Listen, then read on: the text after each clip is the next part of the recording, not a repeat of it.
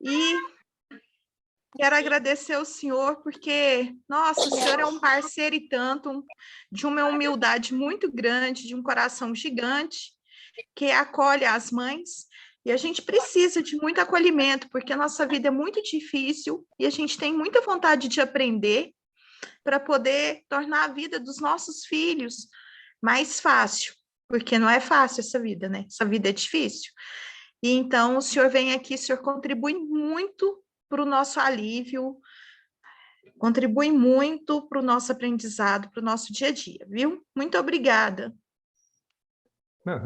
Boa noite a todos, eu agradeço imensamente o convite, é sempre um prazer estar aí com vocês, para a gente trocar algumas ideias, bater um papo a respeito das nuances, vamos dizer assim, do transtorno do espectro autista. O transtorno do espectro autista, ele é um distúrbio do neurodesenvolvimento e que tem um comprometimento tanto da interação social, da comunicação e também da parte comportamental. O transtorno do espectro autista, a gente sabe que a prevalência dele está próxima de 1%, e que nós temos, pelo menos a estimativa aqui no Brasil, de termos mais ou menos 2 milhões de indivíduos portadores do transtorno do espectro autista. O mais comum, o mais frequente é o gênero masculino, que fica na razão de 3:1, e que são os mais comprometidos, sem dúvida nenhuma. Várias são as comorbidades que a gente pode discutir, e que hoje é o assunto das comorbidades, em relação ao transtorno do espectro autista. Então, nós temos várias situações que acompanham o transtorno do espectro autista, e aí a gente pode citar uma delas, a epilepsia, que aparece mais ou menos em 35% dos casos, a hiperatividade, que a gente encontra em 70% dos casos, a depressão em 40% dos casos, o transtorno obsessivo compulsivo em 10%, os distúrbios do sono, que é uma coisa bastante comum em 70% dos casos, o transtorno ansioso em 60% dos casos, o transtorno gastrointestinal, que também é uma queixa bastante grande de todos esses pacientes portadores do transtorno autista, está em 60%. As doenças genéticas, que são 15%, e das doenças genéticas, o que a gente pode dizer? Várias síndromes genéticas podem estar associadas ao transtorno autista, e aí a gente pode citar, por exemplo, a síndrome de Down, que muitas vezes acontece e está associada ao transtorno do espectro autista. Nós temos também a síndrome do X frágil, que também está associada ao transtorno do espectro autista. Nós temos também a esclerose tuberosa, que também está associada ao transtorno do espectro autista. A fenilcetonúria, quando não tratada, também ela pode estar associada ao transtorno do espectro autista. E a gente pode perceber que várias são as doenças genéticas que podem estar associadas. Outra questão bastante frequente, que é a deficiência intelectual, que a gente tem mais ou menos em torno de 60% dos pacientes portadores de deficiência intelectual. Muitas vezes a gente fica um pouco entusiasmado com certos pacientes que têm, vamos dizer assim, uma intelectualidade um pouquinho melhor, ou eventualmente até alguns que estão numa produção maior, mas, na verdade, a grande parte dos pacientes, eles apresentam alguma deficiência que pode ser média, pode ser leve, pode ser mais acentuada, mas realmente isso daí está em torno de mais da metade dos casos. Outra questão que são as alterações comportamentais, e outra que são os distúrbios alimentares, que são bastante frequentes com esses pacientes com transtorno do espectro autista. Falando um pouquinho da epilepsia, a epilepsia, ela pode ser um quadro, uma condição absolutamente independente. Não é que o indivíduo que tenha transtorno do espectro autista, que ele é epilético, ou e nem o indivíduo epilético que ele tem o transtorno do espectro autista. Isso daí pode ser simplesmente uma associação de um indivíduo que, por exemplo, que teve um trauma de parto ou que teve eventualmente uma doença diferente no passado e que, coincidentemente, ele tem também o transtorno do espectro autista. Então, não há uma dependência absoluta. Mas o transtorno do espectro autista, ele pode ser consequente à epilepsia, principalmente aquelas epilepsias de difícil controle, que são aquelas epilepsias persistentes e que são muito frequentes e que levam a um quadro da encefalopatia epilética. Então, aí, no caso, a gente pode ter o transtorno do espectro autista em consequência ao quadro epilético. Uma outra condição que a gente tem também dentro dos quadros da epilepsia é a síndrome de West. A síndrome de West, que ela acontece sempre, grande parte das vezes, no primeiro ano de vida, entre 3 e 9 meses de idade, que são aqueles quadros chamados de espasmos em flexão ou espasmos infantis. Então, esses são espasmos que aparecem com uma frequência muito grande, diária, várias vezes ao dia, muito intensas, e que elas levam a uma deterioração do sistema nervoso, levando a um atraso importante no desenvolvimento neuropsicomotor nessas crianças que já tiveram um desenvolvimento adequado. Então, essas crianças muitas vezes acabam, você consegue controlar essas crises depois de algum tempo, mas muitas vezes elas podem estar associando a um transtorno do espectro autista. Um outro quadro também relacionado à epilepsia é a síndrome de Landau-Kleffner, que é uma epilepsia onde, após a crise, a criança perde a capacidade de comunicação, tanto para a expressão, como muitas vezes para a compreensão, que é o que a gente chama de afasia. Então, essas crianças, muitas vezes, elas podem apresentar um transtorno do espectro autista em consequência ao quadro clínico apresentado anteriormente.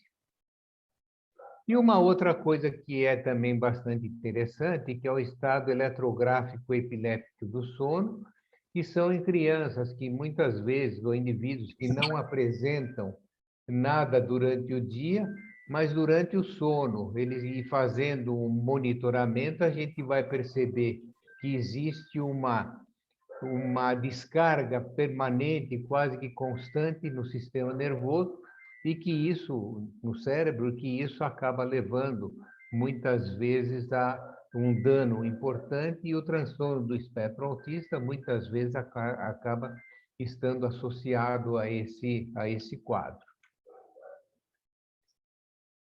Uma outra questão que é bastante importante com o transtorno do espectro autista, que são os distúrbios do sono. Isso daí é uma coisa muito frequente, muito comum, e é uma queixa assim que a gente ouve assim praticamente todos os dias. A primeira delas são as crianças que têm uma resistência a ir dormir. Quando chega na hora de dormir, então ficam regulando para não ir dormir, ficam fazendo 1001 coisas para não ir para a cama, e elas resistem realmente ao sono, e isso daí leva realmente, muitas vezes, a uma certa desavença com a família. Tem outras crianças que elas vão até para a cama sem problema nenhum, mas têm uma dificuldade importante para conciliar o sono. São aquelas crianças que reclamam que não conseguem adormecer, não conseguem dormir. Então, isso também interfere na dinâmica do sono dessas crianças. Outras vezes, a gente tem crianças com dificuldade para manter o sono. elas adormecem e logo acordam logo em seguida ou pouco tempo depois e não conseguem manter o sono e ficam muitas vezes despertas várias horas durante a madrugada. Tem o outro caso das crianças que apresentam também despertares frequentes. Então, elas acordam com muita facilidade várias vezes durante a noite. Esse também é uma outra questão. Períodos curtos de sono, são crianças que dormem pouco, dormem 3, 4 horas e acordam com todo o gás, e isso daí é uma reclamação que os pais fazem para a gente, principalmente no final de semana, quando eles querem dormir um pouquinho mais, e na verdade essa turma acorda às 6 horas, 5 horas da manhã e não deixa os pais dormirem ou descansar no fim de semana quando eles pretendem realmente fazer isso, né? Movimento das pernas, são crianças que apresentam movimento de perna o tempo todo, e isso acaba interferindo também no bom sono dessas crianças. Ficam girando de um lado para outro, chacoalha a perna para cá e para lá, e isso daí atrapalha o sono dessas crianças. Uma outra questão são as apneias de sono. Então, são as crianças que têm essa parada de respiração durante o sono e que, com isso, muitas vezes elas acabam despertando. E isso pode acontecer mais de uma vez por noite, né? Os roncos, que também é uma queixa bastante frequente, mas o ronco não incomoda tanto a criança, mas incomoda quem está dormindo junto. Não consegue, atrapalha o parceiro que está no quarto. Isso daí que é a coisa pior que acontece para quem está fazendo companhia. Mas a criança em si, ela pelo ronco, ela não acaba despertando e não atrapalha muito.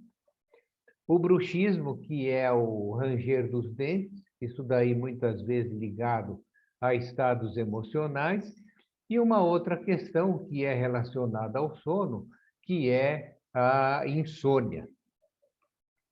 Então, a insônia, ela tem várias causas e ela pode estar ligada a muitas questões que a gente pode discutir. Por exemplo, a insônia ela pode ser por conta de ansiedade. O indivíduo ansioso, ele dificilmente consegue dormir tranquilamente ou consegue, inclusive, adormecer.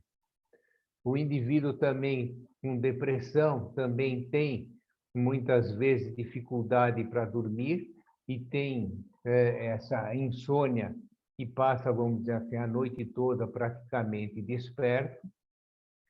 A insônia, ela pode ser causada também por uso de medicamentos.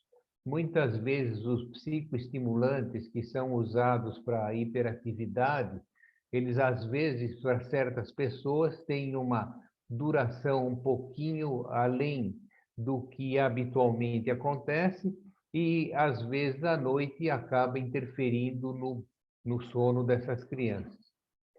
A apneia obstrutiva, grande parte das vezes por conta de adenoide muito grande ou eventualmente amígdalas grandes, isso daí acaba atrapalhando também o sono dessas crianças.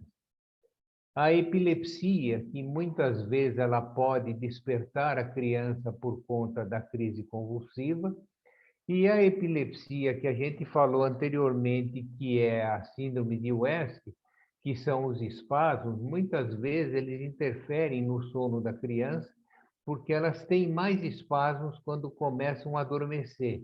E a cada espasmo que elas têm, elas despertam no meio, no início do adormecer, e isso acaba interferindo no bom sono. Os movimentos periódicos das pernas também é uma outra situação que acaba interferindo no sono, porque ficam fazendo muitos movimentos com as pernas e acabam não conseguindo adormecer. Os hábitos ruins do sono, ou seja, aí dormir a altas horas da madrugada, dormir durante, acordar tipo 10, 11 horas da manhã, isso também acaba interferindo no sono durante o dia, com alterações, inclusive, do ciclo circadiano, né? Muitas pessoas trocam o dia pela noite, então ficam a noite acordado para dormir durante o dia. E uma outra questão que é a hipersensibilidade a ruídos do ambiente. Então, um ambiente um pouquinho mais ruidoso, isso daí pode, muitas vezes, interferir no sono das pessoas.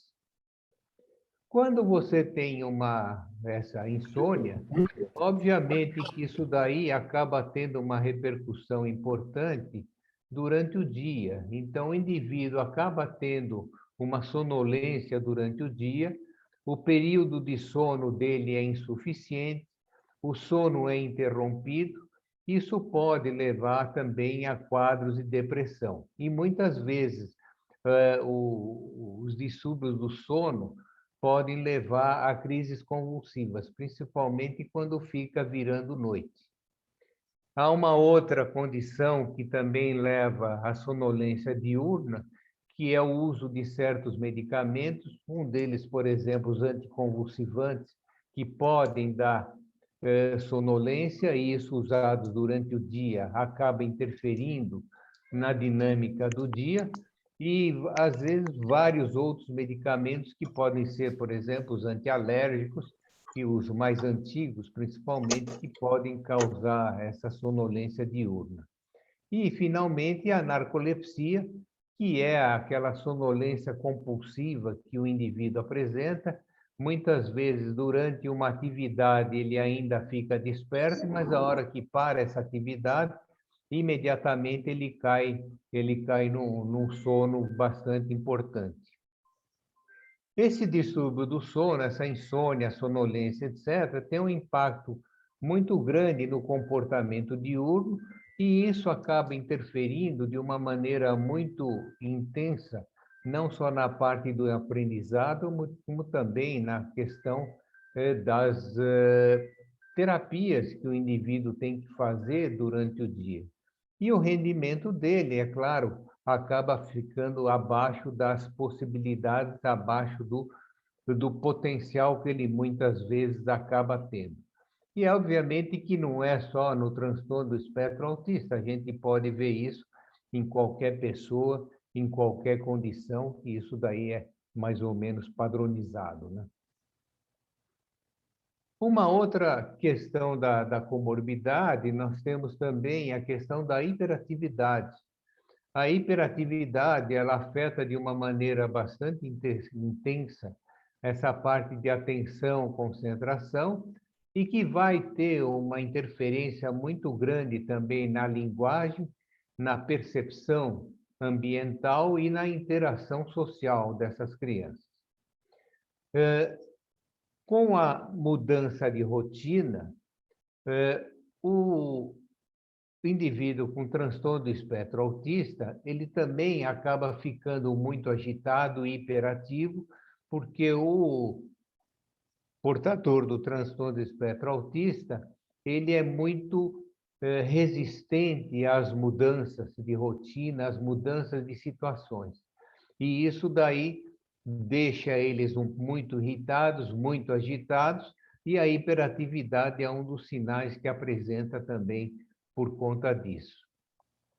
E é claro que a hiperatividade, principalmente nas crianças menores, ela atrasa muito o diagnóstico do transtorno do espectro autista, porque muitas vezes há uma confusão entre o transtorno do espectro autista e o transtorno do déficit de atenção com hiperatividade. Há ocasiões que só numa situação fica difícil de fazer o diagnóstico, exceto as pessoas um pouco mais experimentadas e que estão mais habituadas a isso, então tem eventualmente uma facilidade um pouco maior, mas muitas vezes se torna difícil de se fechar o diagnóstico. E outra coisa, muitas vezes, as crianças com transtorno do espectro autista que podem apresentar também o transtorno opositor, e isso também acaba interferindo, vamos dizer assim, na parte diagnóstica. O transtorno do espectro autista, ele vai ter a hiperatividade no transtorno do espectro autista vai ter uma interferência negativa tanto nas terapias como nas atividades escolares. Portanto, são crianças que merecem um tratamento diferente, um tratamento mais adequado, para que possam ter um aproveitamento condizente com a sua capacidade, com as suas condições dentro do espectro. Uma outra questão que aparece também associada, que é uma comorbidade, que é o quadro depressivo, onde a gente tem, nesses casos, um retraimento social bastante importante. O depressivo ele acaba tendo muitas alterações do sono, alteração do apetite, redução no contato visual, porque eles ficam muito mais introvertidos, muito mais introspectivos. Em algumas ocasiões, eles apresentam o comportamento agressivo, as estereotipias e pouca atividade fora de casa, porque eles procuram ficar o tempo todo fora de casa. E muitas vezes não participam de atividades físicas que são extremamente importantes nos pacientes portadores do TEA. Se a gente for olhar o que aconteceu, por exemplo, nesse período da pandemia, a gente nota que muitas crianças, muitos adolescentes se beneficiaram com essa situação, não precisando sair de casa, não precisando mudar a sua rotina, ficando preso dentro de casa, e isso daí para eles até certo ponto era uma coisa que aliviava, porque eles não gostam muito de movimentos e muitas modificações de ambiente.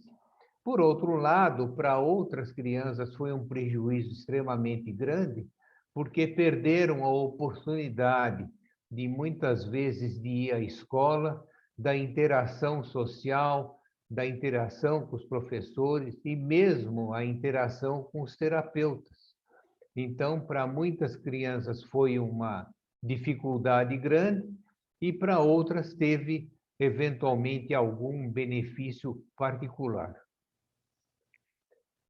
As causas da depressão, elas podem ser tanto biológicas, psicológicas, sociais, e muitas vezes elas são desencadeadas, as sociais e psicológicas, desencadeadas por bullying na escola, muitas vezes bullying na sociedade, e às vezes também a gente encontra o bullying na própria casa da gente. Então, muitas vezes se leva o indivíduo também a esse quadro depressivo. E uma repercussão extremamente preocupante nesses quadros depressivos é o pensamento e o comportamento suicida, que é uma intercorrência de uma relativa frequência. Tanto que, em jovens, ela está em torno de mais ou menos 20%, e em adultos ela está em torno de 50%. E uma outra característica assim, bastante interessante, que ela acontece com maior frequência nos indivíduos que têm um QI mais elevado. E isso é fácil da gente justificar, porque muitas vezes esses indivíduos de QI mais elevado, eles têm uma percepção e uma capacidade de julgamento maior e conseguem perceber as suas dificuldades com mais precisão. E isso realmente acaba levando a esse quadro depressivo, a esse quadro de comportamento suicida ou pensamento suicida que a gente tem com uma certa frequência. Uma outra comorbidade também é o transtorno ansioso. O transtorno ansioso, a gente tem a ansiedade generalizada, essa que aparece a qualquer momento, a qualquer circunstância, e o indivíduo ele tem essa ansiedade para tudo, em qualquer lugar. A síndrome do pânico, que também é um transtorno ansioso, que isso daí muitas vezes acontece, por exemplo, quando os indivíduos saem de casa, quando andam em elevadores, ou quando eventualmente vão a locais muito altos, em prédios muito altos, e saem no terraço, e isso daí leva a uma síndrome de pânico. Muitas vezes tem a síndrome de pânico porque está viajando num ônibus. Enfim, muitas circunstâncias podem desenvolver a crise do pânico, que é um transtorno ansioso. Outra coisa que o transtorno ansioso, que é o medo de morte, de doença, de abuso. Então, pessoas que começam a ficar muito ansiosas porque ficam imaginando que têm uma doença, ou que vão ter uma doença, ou que têm uma doença incurável, ou que tiveram no seu passado circunstâncias de abuso, e isso leva a elas um transtorno ansioso bastante importante. A fobia social também está incluído nisso. São indivíduos que não querem sair de casa, não querem sair para ambientes muito populosos, não querem ir a lugares onde vão encontrar outras pessoas, ou tem várias pessoas, uma população grande, e isso daí acaba interferindo, vamos dizer assim, nos comportamentos deles. Outra coisa são as fobias específicas. Por exemplo, pessoas que têm medo de fobia por animais. Pode ser pássaro, pode ser cachorro, pode ser gato, pode ser qualquer tipo de animal. Então, essas fobias específicas, então, também é uma coisa muito frequente, comum, e que merece também uma atenção especial nesse sentido. E muitas vezes as pessoas tentam, de alguma maneira, forçar, vamos dizer assim, essas pessoas que têm essas fobias a tentar superar isso, e no fim acabam causando um dano muito maior. O TOC também, que é também o transtorno obsessivo compulsivo, também é um transtorno ansioso, daquela que o indivíduo que ele precisa fazer uma série de rituais, porque se não fizer esses rituais, alguma coisa de mal vai acontecer, e esses rituais são os mais variados possíveis. É passar pelo mesmo caminho, é dar os 3 pulinhos, é eventualmente dar as 3 batidinhas na mesa, ou ficar olhando sem parar se trancou a porta, se desligou a luz, e isso daí faz algumas vezes durante o dia. E a ansiedade noturna, que são indivíduos que têm, vamos dizer assim, uma certa ansiedade por conta da noite. Então, eles têm um certo medo, um certo receio da noite, e aí começam a ficar extremamente ansiosos no final de tarde e começo de noite. Talvez por alguma experiência diferente, ou realmente por alguma intercorrência de medo realmente da parte da noite, de dormir, ou de não acordar, ou de falecer dormindo, alguma coisa nesse sentido. O transtorno ansioso, ele também leva a atenção ao nervosismo, é um medo constante que o indivíduo tem, preocupação excessiva com certas circunstâncias, com certas coisas, o comportamento repetitivo, que nós estávamos falando anteriormente, que era do TOC, aderências a rituais e, muitas vezes, a agressividade. Esses indivíduos, eles apresentam também alguns sintomas, alguns sinais que são sugestivos desse transtorno ansioso. Então, são os tremores, muitas vezes são trêmulos em determinadas circunstâncias, a respiração ofegante, e muitas vezes aquela respiração suspirosa que eles muitas vezes apresentam por conta de falta de ar, muitas vezes de taquicardia, sensação de fadiga, a boca seca, dores abdominais ou de barriga, diarreia, os vômitos, que são sinais muito frequentes no transtorno ansioso. O transtorno ansioso também ele pode causar insônia, dificuldade também à concentração, a irritabilidade e muitas vezes a insegurança que o indivíduo acaba vivenciando. E também, muitas vezes, hipersensibilidade sensorial.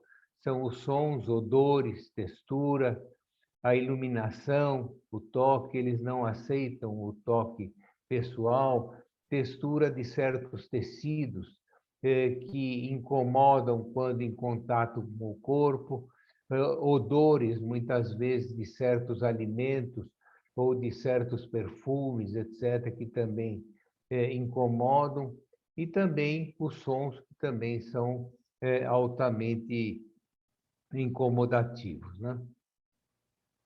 Uma outra coisa que acontece também com uma grande frequência, que é o transtorno intestinal, que são as dificuldades que esses indivíduos têm com as funções intestinais. Então, nós temos no intestino, segundo alguns, 100 milhões de neurônios, segundo outros, 500 milhões de neurônios, que são produtores de neurotransmissores. São os neurotransmissores que a gente tem também no sistema nervoso, mas a grande produção ela se faz no intestino, que vai para lá, e a gente tem, por exemplo, a produção de serotonina, que é o chamado hormônio da felicidade, produzida no intestino na sua grande parte, e muitas vezes a gente tem outras situações que é a parte imunológica, que também a gente tem o sistema imune no intestino, que é responsável por essa proteção imunológica que a gente tem no nosso corpo. Então, a gente pode perceber, por exemplo, que grande parte dos indivíduos com transtorno do espectro autista, eles apresentam, em grande número de vezes, alterações intestinais. Ou são as dores abdominais, ou são, eventualmente, as dificuldades para evacuar, em outras ocasiões, as diarreias, etc. Então, a função intestinal, ela tem uma ligação muito próxima com o nosso sistema nervoso. Então, esse é o motivo pelo qual o intestino ele passa a ter uma função bastante importante no transtorno do espectro autista. Outras alterações que também aparecem associadas a um transtorno do espectro autista, por exemplo, a agressividade. Os indivíduos eles são agressivos com outras pessoas e muitas vezes eles são autoagressivos, até pontos de automutilação. Essa agressividade, muitas vezes, ela pode não ser dirigida fisicamente, às vezes ela pode ser uma agressividade verbal e muitas vezes também relacionadas aos objetos, de quebrar objetos, atirar objetos ao chão, enfim, às vezes até atirar em outras pessoas. Então, essa agressividade ela pode ser física ou não, nesses casos. Essas crianças também eles têm uma grande irritabilidade, qualquer motivo, qualquer situação deixa o indivíduo irritado e muitas vezes fora de si por conta dessa irritabilidade. É uma irritabilidade crescente que vai desde uma coisa muito pequena até uma situação mais grave, mais importante. A impulsividade também é uma situação bastante vivenciada por esses indivíduos, e essa impulsividade, muitas vezes, sem mais nem menos, eles são capazes de tomar uma atitude negativa, ou eventualmente agredir alguém, ou atirar alguma coisa em alguém, isso daí sem motivo aparente, simplesmente sem mais nem menos essa atitude, e muitas vezes eles até se arrependem do que fizeram, mas o ato já foi executado. E essas crianças, além de tudo isso, elas são muito chorosas, choram muitas vezes o tempo todo, que têm assim uma certa labilidade emocional, e muitas vezes elas choram e choramingam sem ter um motivo justo, sem ter um motivo adequado, e isso elas fazem isso muitas vezes durante o dia. E outras vezes eles também têm rompantes de gritos, eles gritam sem mais nem menos, sem qualquer motivo aparente, de repente estão gritando e só ou soltam alguns gritos, param e voltam a fazer isso posteriormente. Outra alteração que também costuma acontecer, que são os distúrbios alimentares, e aí nós temos, muitas vezes, por conta da seletividade alimentar, são crianças que comem sempre a mesma coisa, dificilmente experimentam novos alimentos ou tentam experimentar. Muitas vezes, quando você tenta fazer esse tipo de, de conduta, esse tipo de manobra, essas crianças, elas ameaçam vômitos, muitas vezes, e não aceitam experimentar absolutamente nada. Então, elas são seletivas e só comem aquilo daquela maneira, daquele jeito, e tem que ser como eles preconizam. Do contrário, passam a não se alimentar também. Outra coisa que acontece por conta desses distúrbios alimentares é a obesidade. 30% dos pacientes com transtorno do espectro autista, eles têm são obesos. Isso por conta da seletividade alimentar, do tipo de alimento que come, e muitas vezes são alimentos altamente calóricos, e como eles não têm atividade física praticamente, e não podem, não praticam nenhuma atividade, isso daí, sem dúvida nenhuma, acaba acumulando e propiciando essa obesidade. Então, há um sedentarismo atrás de tudo isso, e mais o erro alimentar, e isso acaba levando nisso. E a outra situação, que é a compulsão alimentar. Muitas vezes esses indivíduos são compulsivos, comem compulsivamente, e muitas vezes essa compulsão alimentar, ela pode estar ligada a certos medicamentos que essas crianças tomam por conta de outras alterações que podem ser comportamentais ou não, e com isso leva a essa compulsão alimentar. E isso também, sem dúvida nenhuma, compulsão alimentar vai levar à obesidade, e essa compulsão alimentar também, se você vai tentar coibir, obviamente que acaba tendo uma reação negativa por conta do paciente. E, na verdade, o que nós temos de comorbidade, a gente percebe que é um mundo enorme de situações que a gente tem, e que, no fim das contas, a gente tem que acabar contornando cada uma dessas situações de alguma maneira, para que a gente possa minimizar as dificuldades que as crianças ou os adolescentes que são portadores do transtorno do espectro autista vivenciam no seu dia a dia.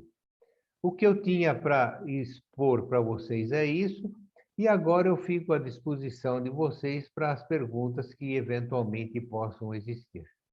Obrigado pela atenção de vocês. Muito obrigada, doutor Abram. Quando o senhor encerrar o compartilhamento de tela, a gente vai abrir todas as telas para as mães fazerem perguntas. E foi maravilhosa a explicação. E tem muitas perguntas no chat já.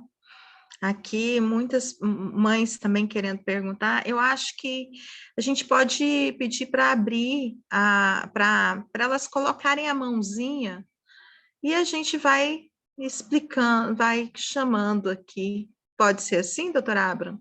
Pode, está tranquilo. Como Elas for mais colocam a cômodo. mãozinha e a gente vai pedindo para que elas façam a pergunta. Eu quero lembrar para vocês que nós estamos com 60 pessoas na live, né? Então, assim, façam perguntas, não como eu faço, longas, Não faça o que eu faço. Façam perguntas curtas, não fale do tanto que eu falo. Fale, tô brincando. Façam perguntas curtas para o doutor Abram responder.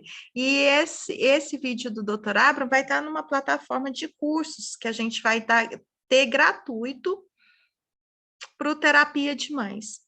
Então, vamos lá. Se vocês puderem abrir só um pouquinho a câmera agora para a Dani registrar o momento, eu agradeço vocês. A gente está com 3 telas, se vocês puderem abrir, tá? Agradeço para a Dani fazer o nosso registro aí desse momento e eu passar também para o doutor Abram. Vou mudando. Apareceu aí uma pergunta se há necessidade de uma dieta especial para quem vai iniciar o tratamento com o canabidiol.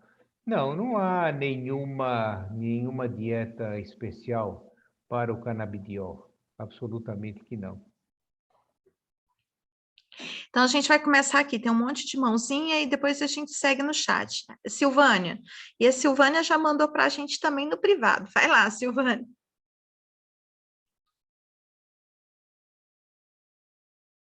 Silvânia, abre seu áudio. Pronto. Ok, abri. Dá para Vai, ouvir? amiga. Dá.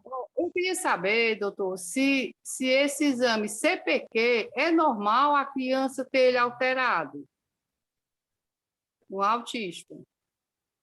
Não necessariamente. Não. Pois é.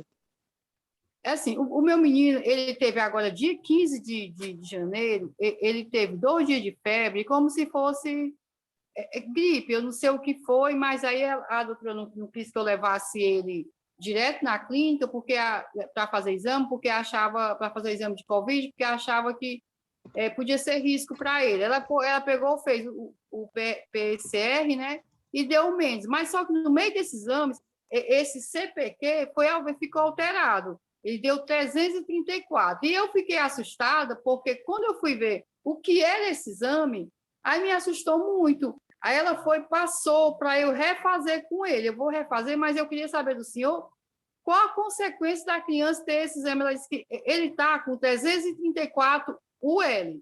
E o normal é inferior a 200 UL. Ela disse que só pode ser complicado se ele tiver mais de 1000. Exato, não tem complicação nenhuma. De repente você vai fazer o exame e na repetição não vai acontecer absolutamente nada. Às vezes você tem uma pequena alteração, mas que ela não tem significado maior. Como essa pequena alteração que ele teve não tem maior significado, vai repetir simplesmente para ficar mais tranquila, né? Para ficar mais sossegada. Mas eu acho que preocupação no momento alguma. Nenhuma. Não, né? Eu pensei que fosse alguma alteração em relação à vacina, né? Porque fala em questão de problema de coração, de miocárdio, fala um bocado de coisa, esse exame aí. Eu fiquei assustada, não minto, não. O que acontece é o seguinte, tem muita lenda atrás de tudo isso, mas, na verdade, a única coisa que nós temos hoje disponível para proteger, sem dúvida nenhuma, é a vacina. A única coisa que tem que ver, realmente, se ele teve o Covid positivo, tem que esperar pelo menos 3 a 4 semanas antes de tomar a vacina. Agora, tem alguns casos de efeitos adversos, mas isso daí você tem em qualquer medicamento, em qualquer vacina, em qualquer situação. São situações muito particulares, mas isso daí não é uma coisa que acontece com todo mundo. Uma pequena parcela de pacientes acabam tendo algum efeito adverso, mas eu acho que ainda a proteção maior, sem dúvida nenhuma, é com o uso da vacina. Pelo menos por enquanto é o que a gente tem das informações Mas eu acho que ele não teve Covid, não, doutor, que o PCR dele deu menos de 4%. Tá Entendendo? bom, então ele pode tomar vacina e ir embora. Para refazer esse exame, eu só fiquei assustada só com esse específico mesmo, esse CPQ. Entendeu? Se esse exame era ao dia da alteração. Repete que vai estar tudo tranquilo. Tá bom, obrigado. Doutora Abram, a gente tem uma pergunta aqui, eu vou intercalar com as mães, tá? Para a gente pegar todo mundo, quem está no chat, quem está aqui. Estão perguntando aqui, ó, da Andréia mesmo, Andréia, você que está com a mãozinha aí. O transtorno opositivo desafiador entra em alterações comportamentais? Há dados estatísticos sobre o percentual do transtorno opositivo dentro do TEA? Não, É isso, André? Eu não conheço nenhum dado estatístico, mas a gente, por experiência, a gente vê que isso daí é uma coisa relativamente frequente. Eu diria que isso daí está mais ou menos, isso, apreciação nossa, mais ou menos em torno de uns 30%. Mas não é nenhum dado estatístico, não é nenhum estudo especial. Isso daí simplesmente é da nossa vivência. A Cida está aqui, mas acho que não é uma pergunta, né, Cida? Meu filho não gosta quando fecha a luz aqui, ó. Uhum. Raquel, pode perguntar. Raquel, pode Boa noite, perguntar. doutor. Boa noite, doutor. Tudo bem? Tudo bom e você como está? Tá me ouvindo? Estou te ouvindo Tudo bem. bem. A minha pergunta é... Tá me ouvindo bem? Estou te ouvindo bem. Tá.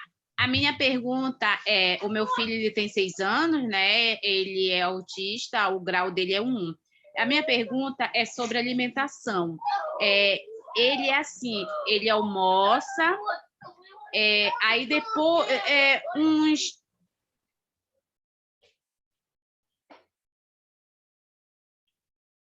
Raquel, a internet caiu. Daqui a pouco a Raquel volta. Vamos chamar a Daniela. Pergunta, Daniela. A Raquel caiu.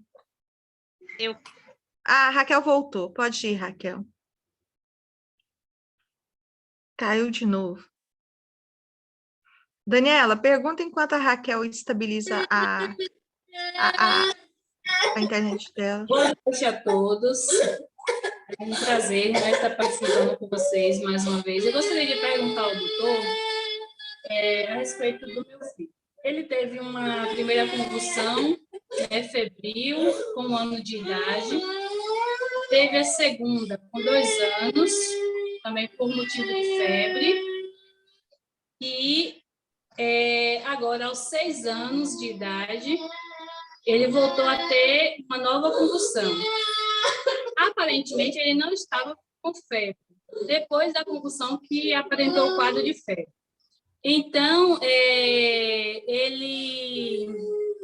eu gostaria de saber do doutor se, nesse caso, nós já estamos aí enquadrando um quadro de epilepsia, né, com uma comorbidade do autismo. Qual que é a idade dele? Desculpe. Tem 6 anos hoje. 6? 6 em julho. Olha, ele já está no limite de não se aceitar como sendo uma crise convulsiva febril. Eu acho que, no caso, vale a pena fazer um eletroencefalograma, ver direitinho como é que estão essas coisas e talvez tratar. A neuro nos indicou fazer realmente esse acompanhamento agora, né? Porque antes ela disse que até então, até quando foi aos 3 anos, que não precisava ainda inserir, né, a medicação. Mas que a partir dos 5 anos já era um quadro de investigação. Exato, porque não é mais tão frequente a crise por febre nessa idade, né? Certo. Pode acontecer, pode, mas eu acho que o eletroencefalograma vai ser determinante disso. Certo. Obrigada, doutor. A Raquel agora. Raquel, né? Que estava perguntando. Oi. Então, Ô, amiga, eu estava caiu esperando sua internet estabilizar. Ela tá Pois parecendo... caiu a minha internet. Então, a minha pergunta Vamos para o lá. doutor é o meu filho, né? Como eu falei, ele tem 6 anos, ele é autista, é 1. Só que assim, eu queria saber da alimentação. Ele almoça, aí um pouco, razoável. Aí depois, 5 minutos ele vem de novo, quer comer. Eu queria saber se isso é normal, se é uma ansiedade, ou o que é. Isso daí sugere uma compulsão alimentar, né? Isso daí muito mais pela ansiedade do que outra coisa, né? E como é que eu faço, doutor? Eu tenho que fazer um exame ou eu tenho que falar com a psiquiatra dele? Que ele faz tratamento com a psiquiatra, com a fono, com a psicólogo. Eu acho que vale a pena conversar com a psiquiatra sobre isso e ver o que ela sugere fazer. Ah, tá. E outra pergunta também quando ele se estressa, quando ele, por exemplo, assim, porque ele quer ser o primeiro no banheiro, ele quer ser o primeiro em tudo. Isso é normal ou isso se tá errado ou se é dele mesmo isso do autismo? Não, isso daí é um comportamento dele de ser um pouquinho precipitado e querer fazer tudo antes que qualquer um faça. Isso daí é muito comum no indivíduo hiperativo, né? Que não sabe esperar a vez, tem que passar na frente de todo mundo, não sabe aguardar. Então, isso daí tem uma relação com a hiperatividade. Ah, entendi. Então, a minha pergunta era essa, doutor. Muito obrigado. Às Tá? suas ordens. Tudo de bom. Nada. Tem uma pergunta da Bruna aqui. Ela está perguntando se a risperidona é eficaz. Gostaria de saber se o uso da risperidona é eficaz para crianças de 3 anos, já que a bula só é indicada a partir de 7. Meu filho tem demonstrado muita irritabilidade e a medicação poderia ajudar? Sem dúvida nenhuma, ela pode ajudar. Muitas vezes você tem essas indicações de bula, mas o uso da medicação, ela às vezes é muito antes do que tem lá na bula. Na bula está anotado, mas a gente usa a risperidona em criança de 3 anos, 4 anos, sem problema maior. Então, se ele tem indicação, acho que ele pode usar sem maior problema.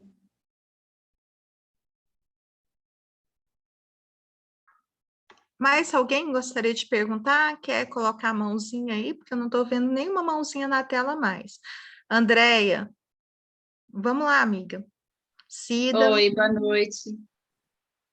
Oi, boa Pode falar, noite. Tudo Andréia. bom? Oi, tudo, doutor. E meninas também. Doutor, meu bebê, ele tem 3 anos e meio. Ele é TEA, só que ele tem uma seletividade alimentar severa.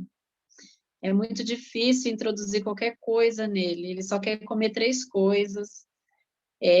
Primeiro começou com cores amarelas, agora tá tão difícil, ele nauseia, chega até a vomitar, se chegar muito perto. Isso é comum? Isso Será que daí tem jeito? isso daí é uma coisa que pode acontecer com uma certa frequência, aí o que tem que fazer é o seguinte, quer dizer, aí é um trabalho da própria fono, especializada em questões alimentares, que ela vai poder ir orientando progressivamente, até modificar um pouquinho esse comportamento dele, né? Entendi. Então, Isso é o aí, mais que pesa. exato, é um trabalho exaustivo, mas é um trabalho que deve ser feito, tem que fazer essas tentativas, né?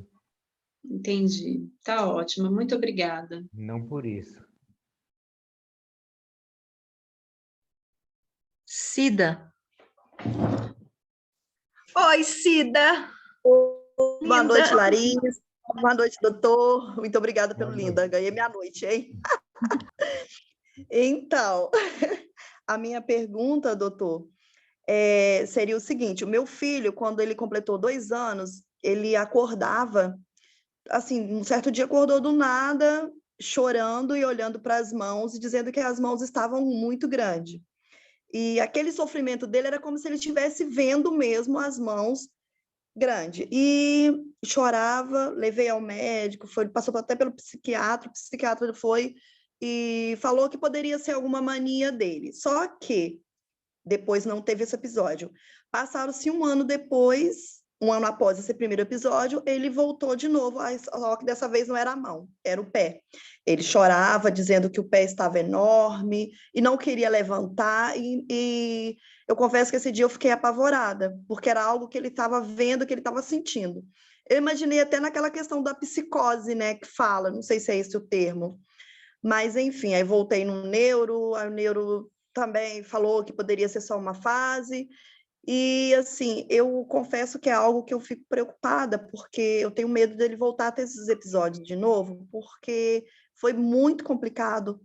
Foi um dia que ele ficou chorando o tempo todo, ele ficava com medo mesmo, e olhando o tempo todo para os pés, para as mãos, e eu gostaria de saber se tem algo relacionado a realmente pode ser investigado a questão da psicose, ou algo associado, né, nesse sentido. Olha, eu acho que uma das coisas que poderia ser feita é um eletroencefalograma, que às vezes você tem certas disritmias e elas se manifestam muitas vezes por aumentar os objetos, diminuir os objetos. Então, isso daí é uma coisa que pode acontecer, faz parte de um quadro do tipo da epilepsia. Então, acho que valeria a pena, talvez, um eletroencefalograma para descartar alguma coisa nesse sentido. Eu posso sugerir para o neuropediatra, porque eu sugeri uma vez, ele não gostou e não fez o pedido. Eu posso sugerir de novo, então? Eu acho que sim, né? Aí é um acordo de vocês, né? Tá bom, Mas a doutor. sugestão é essa, né? Entendi. Muito obrigada, tá, doutor? Pois não. Boa noite. Nós Igualmente. temos aqui uma pergunta da Célia. Antes disso, doutora Abra, antes que eu me esqueça, eu queria dizer para todos aqui, nós temos nesse final de semana, dia 12 e 13, sábado e domingo, com uma professora do Rio Grande do Sul, no nosso doutorado, que até o doutor Abram faz parte, né, participou do primeiro módulo, e a gente quer ele em outros módulos, que é o doutorado, que é o mestre, nossa pós-graduação, desculpa, em autismo na adolescência e vida adulta. A gente vai ter uma professora do Rio Grande do Sul falando de suicídio e autismo. Essa professora vai falar o tópico de suicídio e autismo. O doutor Abram está convidado, e eu vi que tem outros médicos aqui também, eles também estão convidados, e as mães também. Vou colocar o link para vocês depois dessa aula. Célia. Oi, boa noite. Boa noite. Doutor, eu gostaria de fazer uma pergunta a respeito de epilepsia. É que meu filho, ele tem 5 anos, e ele começou a ter crises epiléticas com 7 meses. E aí eu moro na Bahia, no interior. Na época a gente foi para Santa Casa, em São Paulo. E as crises não paravam, e essas crises durou um ano e meio. E teve dia dele ter até 4 crises em um dia. Aí depois a gente fez a ressonância, ele chegou a ter suspeita de esclerose tuberosa. Só que quando a gente fez a ressonância, aí constou que ele tinha uma má formação cerebral. Na realidade, ele tinha várias má formação cerebral, e era o que estava provocando as crises. Essas crises dele ainda durou, ele ficou fazendo uso de vigabatrina e de o Clepa, que é a substância, agora eu esqueci o nome. E aí, ele parou de ter crise, graças a Deus, há 2 anos. Só que ele faz as terapias, e às vezes ele tem boa compreensão. Os terapeutas ficam assim na dúvida, que ele tem uma boa compreensão, ele compreende o que você fala, e ele desenvolve as outras coisas. Só que a fala, às vezes ele desenvolve, e às vezes ele perde aquilo, ele tem uma regressão na fala. E às vezes você sabe que ele compreendeu a palavra, só que ele não consegue, às vezes ele não consegue verbalizar aquela palavra. É tanto que a fono agora está até suspeitando que ele possa ter uma apraxia da fala, E as terapeutas às vezes ficam na dúvida se o atraso é devido ao autismo, ou se é devido às crises que ele teve, várias crises, e que essa dificuldade pode estar até hoje, devido a muita crise que ele teve. A última que ele teve já tem 2 anos. O que acontece é o seguinte, né? Quando você tem crises muito frequentes, isso daí pode eventualmente acontecer de dar uma regressão. Mas essa regressão, ela fica estanque. Aconteceu e a partir daí você vai trabalhar em cima disso, mas ela não vai provocar uma regressão posterior, né? Depois de 1 ano, depois de 2 anos. Aí talvez possa ter alguma outra causa, talvez emocional, da parte dele, que tem essas oscilações, né, da fala, ou eventualmente pode ser algum quadro mais orgânico que deverá ser melhor estudado pelo colega neurologista que está acompanhando ele. Certo. Ultimamente também tem apresentado dificuldade de ir no banheiro, né? E tem apresentado uns problemas assim, no comportamento mesmo. Ultimamente está muito chorão. Tem que ver se não tem alguma coisa de ordem emotiva nisso tudo e se vê se não é alguma coisa orgânica que está provocando esse quadro todo, né? Certo, doutor. Obrigada. Não.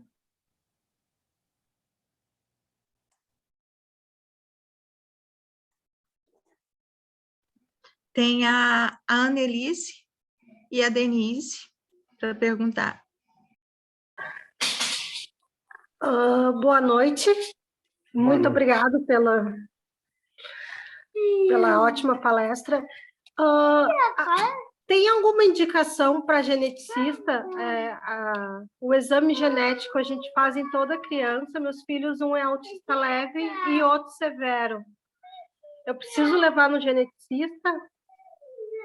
O que acontece é o seguinte, muitas vezes você faz esses exames para ver se tem alguma síndrome associada ao transtorno do espectro autista. Por outro lado, ela tem razão de ser quando você, inclusive, está planejando ter outros filhos. Então, isso daí é muito importante fazer para saber, eventualmente, até da possibilidade de outras crianças com as mesmas características.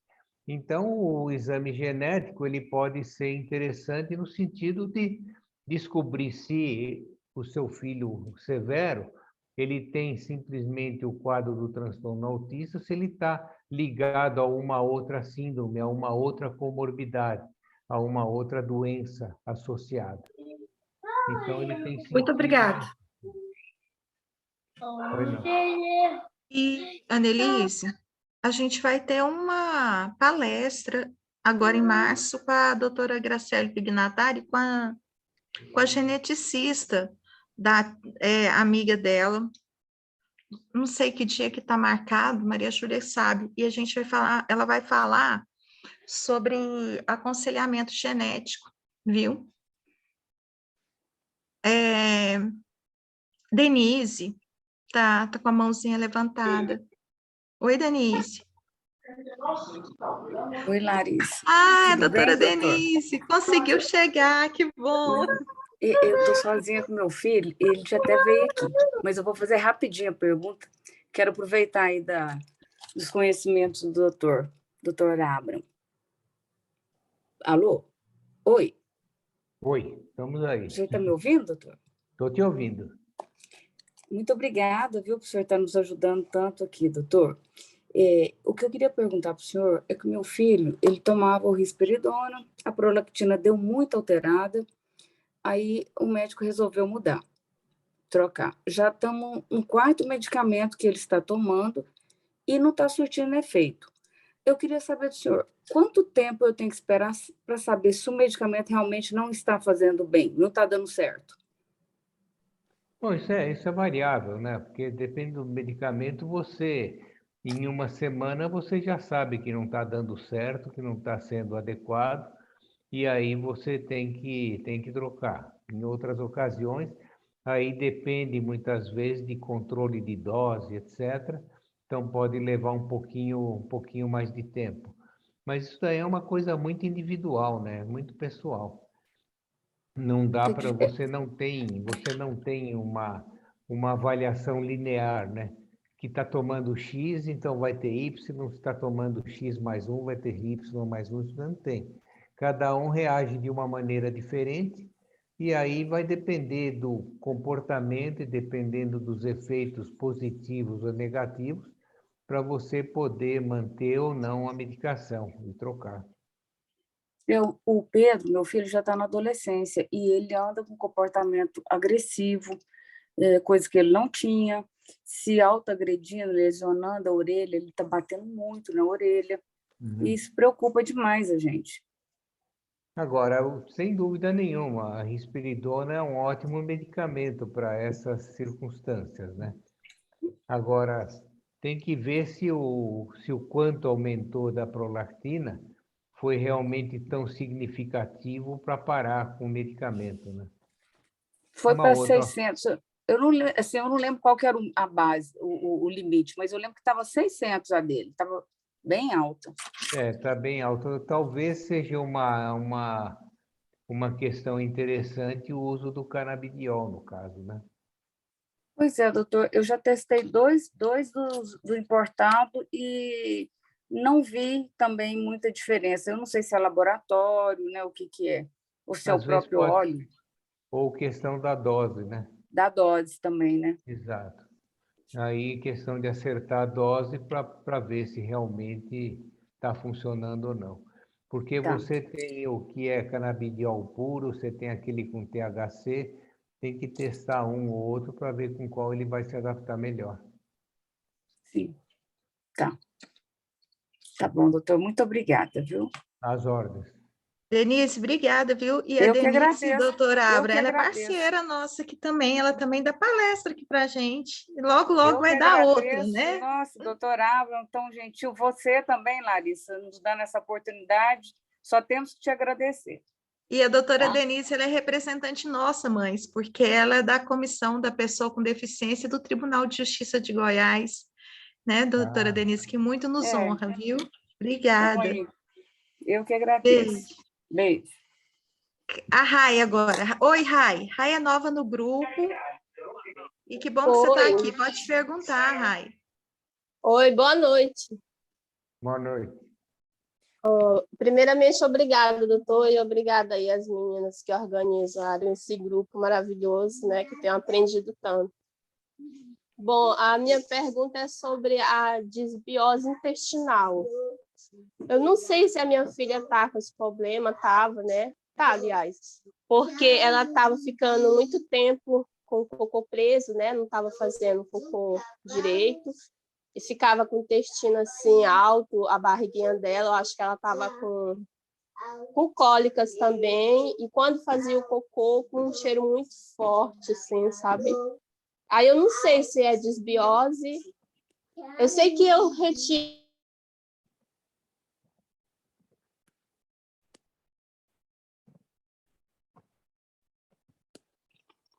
Congelou.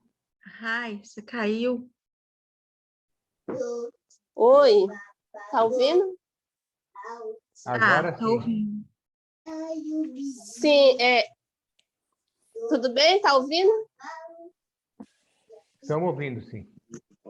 Pois é, aí eu queria saber se esse sintoma, não sei se você ouviu esse sintoma, ela estava ficando com o intestino preso e quando fazia o cocô bastante fedorento e tinha gases, né? Eu queria saber se é o sintoma de disbiose. Não deixa de ser uma forma de disbiose. Aí seria o caso, né, de fazer um tratamento adequado para essa questão intestinal, né? Para não ter o intestino preso, né? Para ter mais facilidade e poder se sentir melhor, né? Porque esse intestino preso muitas vezes acaba dando um desconforto muito grande e um desconforto enorme quando vai evacuar, por causa da dor e por causa de muitas vezes de volume que fica acumulado, né? Certo. Aí eu retirei o glúten dela e a lactose, no caso. E eu vi que ela melhorou bastante. Ah, perfeito. Eu acho que deve continuar dessa maneira, uma vez que ela teve uma resposta boa com a retirada do glúten e lactose, eu acho que não tem nem o que pensar diferente. É É continuar com verdade. essa dieta, né? Ah, tá bom então, doutor. Era só isso mesmo. Mas, aliás, mais uma coisinha. Eu vou iniciar o tratamento dela com canabidiol. Ela não toma nenhum outro medicamento. Aí, mas eu quero iniciar com canabidiol, não quero dar outro remédio para ela. Aham. O que o senhor acha? Eu acho uma boa pedida, eu acho que é interessante, porque o canabidiol, ele como tem um componente, vamos dizer assim, anti-inflamatório, isso daí melhora muito a parte intestinal e melhora também a parte do próprio autismo, tanto na parte cognitiva, né, do aprendizado, quanto na parte comportamental, e muitas vezes também é um regulador do sono, né, e melhora o social. Eu acho Ah, que vale, a tentativa é absolutamente válida. certo. Tá bom, eu estou esperando tudo isso, com fé em Deus. Tá bom, Mas então, doutor. vai dar Muito certo. certo. Muito obrigado, viu? Vai não. Doutora Abra, deixa eu fazer uma pergunta. A diminuição da testosterona é comum no autista? Ou isso foi um fato,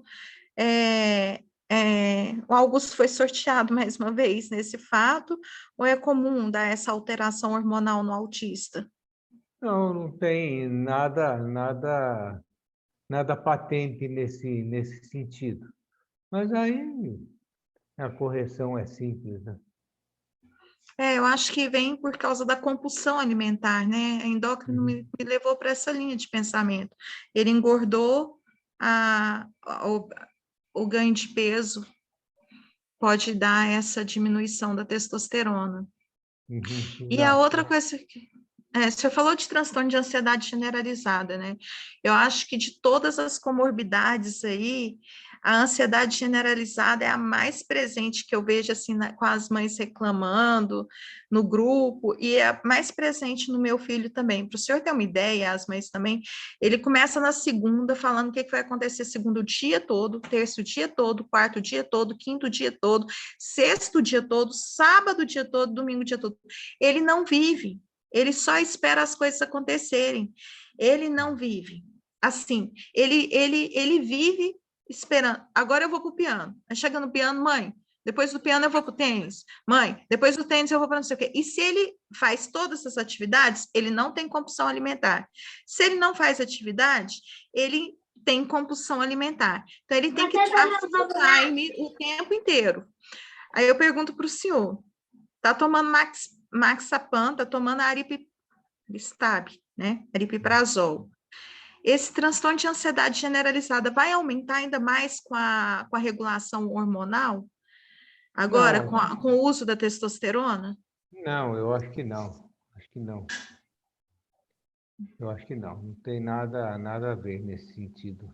A agressividade também não aumenta com o uso da testosterona? Não, não. Ah, Olha, obrigada. em alguns casos especiais, tudo bem, mas a maioria não. Uhum. Obrigada, doutora Abram. Deixa eu ver aqui no chat, tem mais pergunta, e para a gente finalizar, que eu vejo que o senhor já está cansado, né? E foi maravilhosa a presença do senhor aqui. Tem uma pergunta da Andréa, que não sei se já respondeu. O uso do cannabis pode dar... Meu filho tem... Com 3 anos e 6 meses, a criança pode usar canabidiol? Acho que é essa a pergunta. Não pode. Pode. Não tem problema Uhum. nenhum. Então, Mas doutora Abram... aí, para essa idade, ainda tem outras opções que podem ser mais convenientes. Certo? Aí é questão de ver com o especialista lá que está tratando. Mas nessa Certo. idade você tem opções melhores às vezes. O esporte também ajuda, né, doutora Abram, nessa quebra da ansiedade generalizada, né? Uhum, sem dúvida. Doutor Abraham, a gente quer agradecer a presença do senhor, dizer que o senhor foi um parceirão nosso mais uma vez, convidar o senhor para estar com a gente na aula de sábado e domingo agora, convidar as mães também, vou passar o link para vocês e para elas, e dizer que a gente ama o senhor e agradece de coração essa palestra maravilhosa que o senhor fez para nós. E que quando o senhor puder voltar, a gente está aqui para ouvir o senhor de novo, porque a gente tem muito carinho pelo senhor. Nós estamos aqui também. Eu agradeço o convite, foi um prazer enorme. E a gente fica à disposição. O que precisar em alguma outra ocasião, estamos aí. Pode contar com a gente. Tá bom? Um beijo para todas as mães. E a gente vai estar aí com a palestra, com uma palestra em breve. Qual que é, Dani? A nossa próxima palestra? Agora, a gente vai ter palestra ainda esse mês dos direitos sobre as dúvidas jurídicas. A gente vai ter emprego apoiado ainda, né? A gente vai ter sobre emprego apoiado dos autistas. Emprego apoiado com a doutora Lívia Reck, que é uma psicóloga, que trabalha na Associação de Emprego Apoiado. Ela vai falar como trabalhar isso desde a adolescência e trabalhar esse hiperfoco para a gente conseguir fazer acontecer o emprego apoiado, porque o emprego apoiado, eles buscam a pessoa pelo hiperfoco e encaixa na necessidade da empresa. Tá? E você não vai perder. Vamos ter Renata Veloso também com linguagem, doutora Renata Veloso, e vamos ter também a doutora Mônica Gastro, que vai falar da parte sistêmica aí do gastro. Ela também ela é da equipe aí do da Dr. desbiose intestinal tem que aproveitar e fazer essas perguntas para ela, né, Larissa? Nossa, tem muita pergunta sobre desbiose. Quem quiser, manda as perguntas por e-mail para dar tempo da gente fazer todas essas perguntas para a doutora Mônica. Obrigada, doutora Abraham, obrigada a todas as mães, bom descanso, bom sono, comem alguma coisa antes de dormir, porque faz bem para o cérebro. Um beijo. Um abraço, obrigado, até mais. Tchau, tchau. Tchau.